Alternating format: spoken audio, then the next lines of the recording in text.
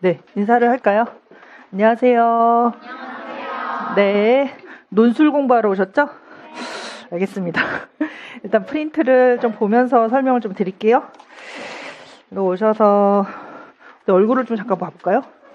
얼굴을 보니까 알겠습니다. 초수이신 분 계시죠? 초수. 나 완전 초수다. 생초수다. 알겠습니다. 거의 반 이상이 다 초수 선생님들이 많으시고 재수하는 선생님도 좀 있으신 것 같네요. 얼굴이 낯 익는 선생님도 계시고 그렇게 돼요. 그다음에 지금 논술 때문에 지금 공부하려고 오신 거잖아요. 그래서 논술이 좀 어려워 보이세요? 좀 쉬워 보이세요?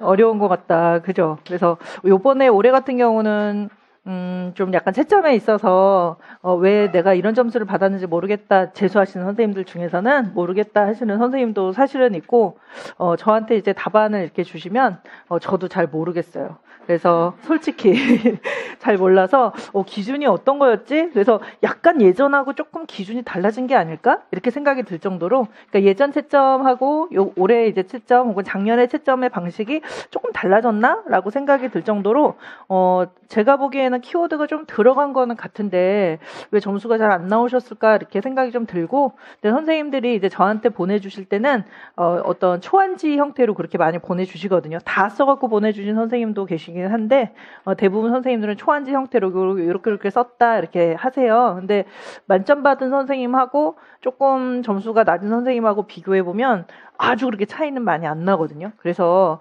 아마 이제 키워드뿐만 아니라 다른 게 조금 더 들어가지 않았을까? 이렇게 생각이 들어서 올해는 좀 여러분께서 논술을 볼 때 그냥 단지 편리성, 효율성에만 너무 초점을 두지 말고 좀 풍부하게 내용을 풀어나가게끔 하는 거를 좀 지도를 많이 해봐야 되겠다, 가이드를 좀 해드려야 되겠다 이렇게 생각이 들어요. 그래서 우리 예전에는 이제 대부분 이제 채점 기준이 키워드가 맞는 키워드가 하나만 들어가면 그냥 맞게 채점되는 그런 방식이었던 것 같아요. 그래서 우리가 어떤 거든 이제 문제에는 답이 있다라고 생각을 해서 그 답에 맞는 키워드 하나만 띡 쓰면은 그 가지수는 다 채우는 걸로 그렇게 생각을 했거든요. 근데 실제적으로 그렇게 채점을 받았기 때문에 점수가 그렇게 납득할 만큼 그렇게 나왔어요. 근데 올해 같은 경우 혹은 작년 같은 경우는 키워드를 썼다고 생각을 하는데도 점수가 자기 생각보다 좀 못 나왔다 이렇게 얘기를 하시니까 그거 이외에 어떤 내용의 풍부성이라는 어떤 풍부성 있잖아요. 그러니까 내용의 풍부성이라는 어떤 측면에 대해서도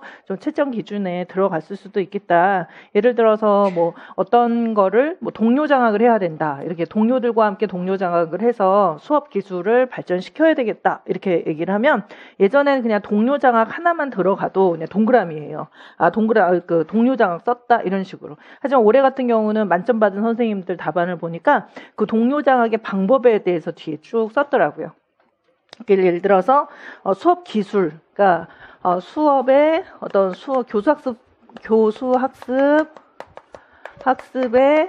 기술 향상을 위해서 예를 들어서 이제 동료 장학을 해야 되겠다. 생각을 한다. 교수학습 기술 향상을 위해서 무엇을 해야 하는가? 예를 들어 문제가 그렇다면 교수학습 기술 향상을 위해서 무엇을 해야 되는가? 이거에 대해서 계속 제가 아마 1년 내내 좀 설명을 많이 드릴 텐데요. 생각난 김에 좀 설명드릴게요. 교수학습 기술 향상을 위해서 무엇을 해야 하는가?